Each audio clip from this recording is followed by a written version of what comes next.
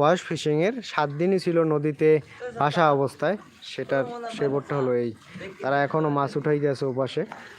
আর এই যে কাকারা দীর্ঘ 8 দিন সুন্দরবনের আশেপাশে ফিশিং করে। কাকা আজকে কত লাখ টাকার মাছ বিক্রি হইল আনুমানিক? আমাগো সম্ভবত মনে করেন এই 3 ট্রিপে লস হয়েছে।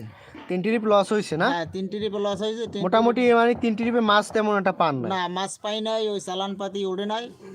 এই ট্রিপে মোটামুটি মাছ পাইছেন? হ্যাঁ এই ট্রিপে হাজার কত 65-70 হাজার টাকার মতো হইতে পারে। 70 থেকে 75 হাজার টাকার মতো মাছ হইতে পারে না? হ্যাঁ। তা আপনাদের এই বোটটা ধরেন 7 দিন চালাইতে খরচ হয় কেমন? 7 দিন চালাইতে মনে করেন আপনার 25-30 হাজার টাকার মতো। 25-30 হাজার টাকার মতো খরচ হয়। তো মোটামুটি 1 লক্ষ টাকার মাছ পাইলে আপনাদের পোষায় নাকি? 1 লক্ষ টাকার মাছ পাইলে বা 60-70 হাজার টাকার মাছ পাইলেও কিন্তু স্থিরভাবে যে বামও আমরা এরকম বাওয়ার কোনো আমাকে লাইন নেই। শান্তি মতো মানে যে একটা নদীতে গেলাম শান্তি মতো একটা ফিশিং করে আসলাম, না, এরকমের কোনো এরকম ই নেই আমাগো না? লাইন নেই। এআইএ জ্বালায় ওআইএ জ্বালায়, মানে এটা প্রশাসনিক।